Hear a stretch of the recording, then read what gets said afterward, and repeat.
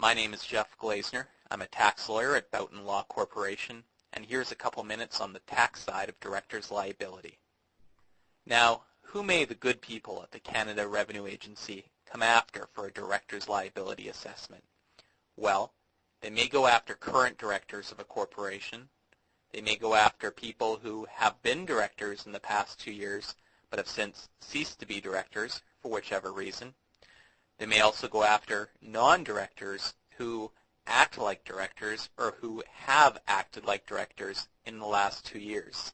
This last category is called de facto directors.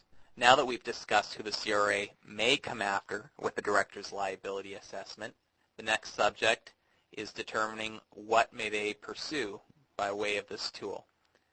Taking a step back, the Canada Revenue Agency would be assessing a director for certain shortcomings of the corporation. What sort of accounts of a corporation can attract director's liability? Well, that includes goods and services tax, or GST, of the company. It may also include employee remittances, such as CPP or EI, and it would also include payments to non-residents that would be subject to withholding tax. Now, if the CRA, in their wisdom, see fit to go after the directors of a company for one of these shortcomings, then it is in their discretion whether they go after one or all of the directors. They will usually, if not always, go after each director for the full amount of the shortcomings of the corporation.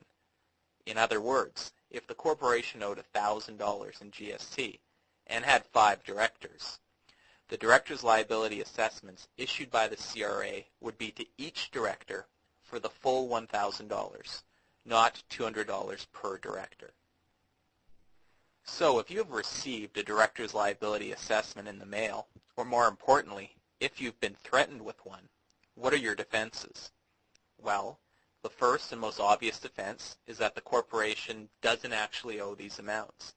Perhaps they were paid previously, or there was a calculation error on the part of the CRA. The next argument you should consider is perhaps that you are not a director of the company, and you haven't been a director of the company for more than 2 years. A similar argument would be that you are not acting like a director of the company and have not acted like a director of the company for the last 2 years, regardless of whether you were an actual director or not. If none of these 3 arguments apply, the most common used defense is that of due diligence. Now, what is the due diligence defense?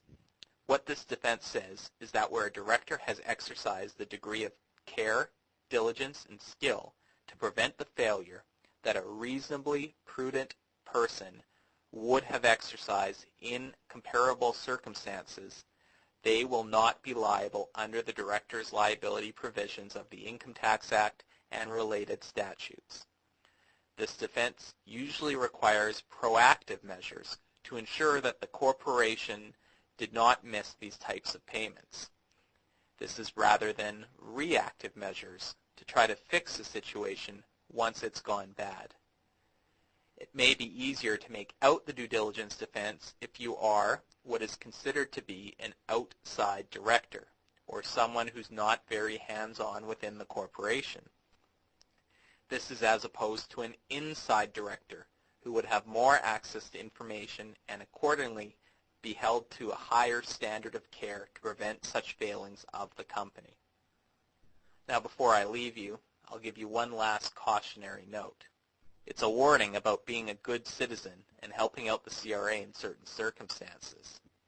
If you are quite sure that you have not been a director of the company for over 2 years, and you have not acted like a director of the company for more than 2 years, and accordingly are somewhat satisfied that you have a full defense to any director's liability assessment, you may feel more comfortable doing your civic duty and helping out the CRA if someone, perhaps from their collections department, contacts you to assist in recovering things like GST and employee remittances from the company that you used to be a director of, perhaps by providing simple information.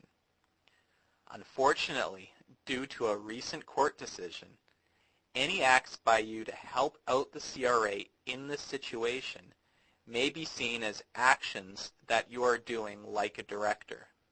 And as said previously, even if you are not officially a director, if you do director-like activities, the CRA may issue a de facto director liability assessment against you.